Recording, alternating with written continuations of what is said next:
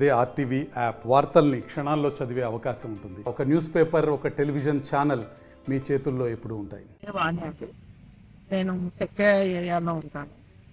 వచ్చేసి నాకు 2:45 ఒక ఫోన్ కాల్ వచ్చి మీరు ఇట్లా ఫస్ట్ ఇంగ్లీష్లో మాట్లాడినారు. నాకు ఇంగ్లీష్ కాబట్టి హిందీలో అయితే మాకు తెలుగు అన్నాను, ఇంగ్లీష్ మాట్లాడతాను.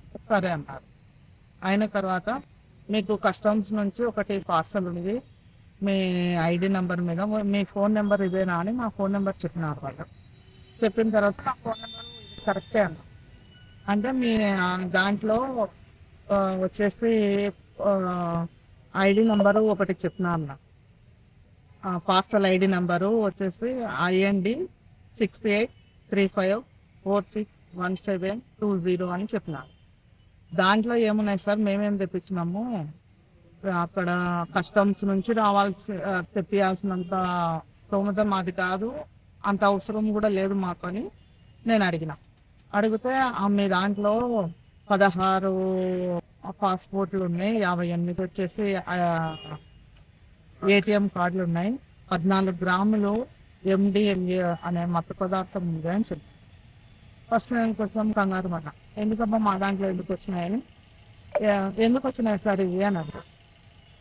మీరేమైనా పంపిస్తున్నారా అంటే, మేము ఎందుకు పంపిస్తాం, మాకేం అవసరము, మేము ఆంధ్రప్రదేశ్ నంద్యాలలో ఉంటాము, కర్నూలు డిస్టిక్ నంద్యాలలో ఉంటాము, ఢిల్లీకి మాకు అవసరం లేదు అట్లా.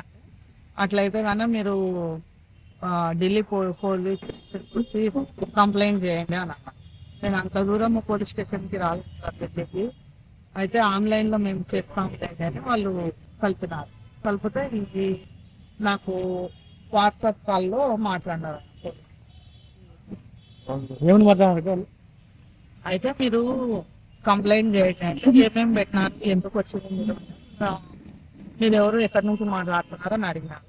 అయితే నేను నంద్యాల డిస్టిక్, కర్నూలు డిస్టిక్, నంద్యాల, ఆంధ్రప్రదేశ్ నుంచి మాట్లాడుతున్నాను అని చెప్పినాను. చెప్తే ఎందుకు ఏం మీరు కంప్లైంట్ చేయాలనుకున్నారంటే, ఇట్లా కస్టమ్స్ ఆయన ఆశిష్ శర్మ అని ఒక ఆయన నాకు ఫోన్ చేసినారు. చేస్తే ఈ కస్టమ్స్ దాంట్లో ఒక పార్సల్ వచ్చింది, దాంట్లో ఈ ఐటమ్స్ ఉన్నాయి మీవి, మత్తు పదార్థాలు, 16 పాస్పోర్ట్లు, 58 ATM కార్డులు, 14 గ్రాముల మత్తు పదార్థం ఉందని వాళ్ళు చెప్పినారు అని. అందుకని నేను చేసినాను అంటే, సరే మేము కంప్లైంట్ తీసుకుంటాము ఆన్లైన్లోనే అని అన్నారు. అన్న తర్వాత నాకు ఆధార్ కార్డు నాది, మా ఆయనది పెట్టమన్నారు. నాకు డౌట్ వచ్చింది, మా ఆధార్ కార్డులతో ఏం పని సార్, మీరు కంప్లైంట్ తీసుకుంటే అంటే, లేదు మీరు ఖచ్చితంగా చూపించాలన్న. అంటే నేను అట్లా చేయలేను, మా ఆయన వద్దని, కావాలంటే మేము లోకల్ పోలీసు వాళ్ళని కలుస్తాము. లోకల్ పోలీసులు ఎందుకు, ఏం అవసరం లేదు, మేమే చూసుకుంటాము, మీరు కానీ ఇప్పుడు కంప్లైంట్ చేయకపోతే ఢిల్లీ నుంచి పోలీసు వాళ్ళు వచ్చి మిమ్మల్ని అరెస్ట్ చేస్తారు అని చెప్పినారు. మీరు ఢిల్లీ నుంచి వచ్చినా ఎక్కడి నుంచి వచ్చినా ఫస్ట్ అయితే నంద్యాలకు రావాలా, నంద్యాల 2 టౌన్ పోలీస్ స్టేషన్, నా ఏరియా పరిధిలో ఉన్న పోలీస్ స్టేషన్ అయితే కరెక్ట్ కన్సల్ట్ కావాలి. నా అడ్రస్ అయితే మీకు ఢిల్లీ వాళ్ళకి తెలియదు. అందుకు లేదు, ఖచ్చితంగా మేము CI సార్ SI సార్తోనే ఎవరితోనో ఒకరితో మాట్లాడండి అంటే, వాళ్ళు లేకపోతే ఎట్లా అన్నారు. ఎవరో ఒకరు ఉంటారు కదా, వాళ్ళు లేకపోయినా పై అధికారులు అన్నా ఉంటారు, ఎవరో ఒకరితో ఖచ్చితంగా మాట్లాడిస్తామంటారు.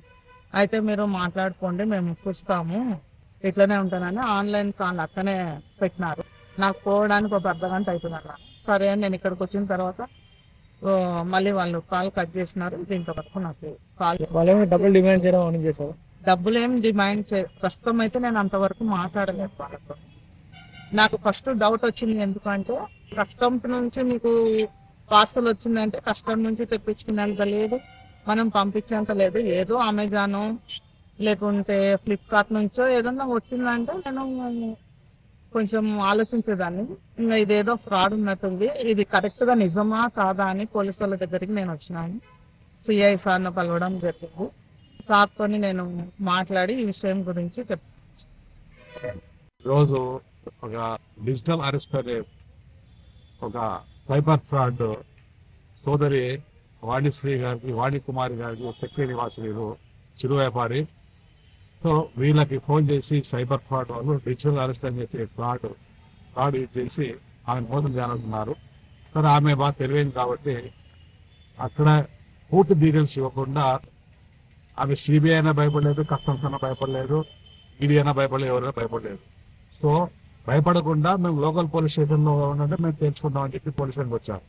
సో మనము నంద్యాల 2 టౌన్ పోలీస్ వారు అప్లై చేసేదంటే ఇలాంటి ఫ్రాడ్స్ ఫోన్ కాల్స్ వచ్చినాయంటే మీరు దయచేసి వాళ్ళు చెప్పే అన్ని విషయాలు మీరు డిస్క్లోజ్ చేయొద్దు. మీ ఆధార్ కార్డు అడుగుతారు, మీ అకౌంట్ పెడతారు, మీ చెక్ బుక్ అడుగుతారు, ఏది కూడా మీరు చెప్పవద్దు. మీరు ఏమన్నా ఉంటే మేము లోకల్ పోలీసు ఉందండి, మేము అడిగి పోతామని చెప్పొద్దు. లేదంటే కాల్ కట్ చేసేయండి, వాళ్ళకి కాల్ చేయాల్సిన అవసరం లేదు.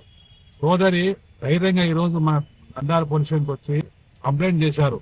చాలా మంది చదువుకున్న వాళ్ళు, హైరింగ్ కేసు ప్రొఫెషనల్స్, పెద్ద పెద్ద డాక్టర్లు, చార్టెడ్ అకౌంటెంట్స్, పెద్ద ఉద్యోగస్తులు లక్షలు అకౌంట్లలో ఈ సైబర్ ఫ్రాడ్ అంటే డిజిటల్ అరెస్ట్ అని చెప్పి మోడస్ ఆపరేటింగ్ ద్వారా చేసే మోసాన్ని ఈ సైబర్ ఫ్రాడ్ లో ఇరుక్కొని లక్షలు పోగొట్టుకొని అష్టాలతో ఉన్నారు.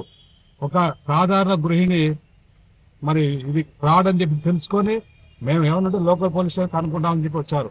అందరూ కూడా ఈ విధంగా ఈ ప్రయత్నం చేయాలా, మన డబ్బులు పోగొట్టుకోవద్దు. ఎవ్వరు కూడా మీకు ఈడీ కానీ, సిబిఐ కానీ, ఢిల్లీ పోలీస్ కానీ ఎవ్వరు కూడా మీకు ఫోన్ చేసి ఫోన్ లో డీటెయిల్స్ అడగరు.